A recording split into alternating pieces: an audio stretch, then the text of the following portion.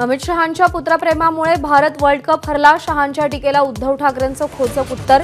फडणवीस बोलले, पक्ष फोडून आले, तुमच्यातच एकवाक्यता नाही, ठाकरेंचा टोला.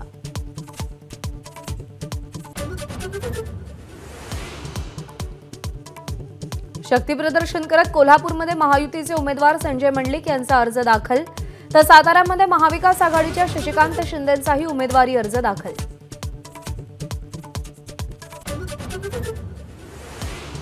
देशहितासाठी मोदींची शक्ती कमी करण्याची गरज. पवारांचा साताऱ्यात वक्तव्य, तर देशातली जनता मोदी विरोधात असल्याचा दावा.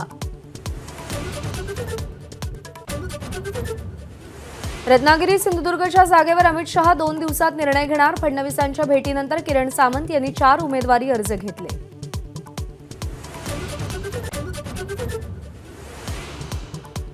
नाशिकच्या जागेवर अजून निर्णय झालेला नाही. उगाच कोणी उड्या मारू नये. प्रफुल्ल पटेल यांचा हेमंत गोडसे यांना सणसणीत टोला.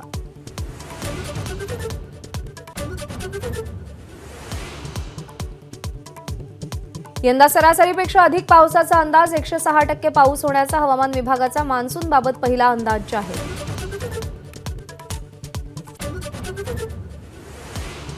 इराण आणि इस्रायलमधला तणाव वाढल्यामुळे भारतीय शेअर बाजारात मोठी पडझड.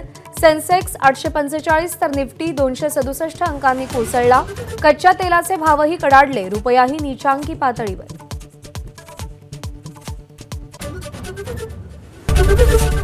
एबीपी माझा, उघडा डोळे बघा नीट.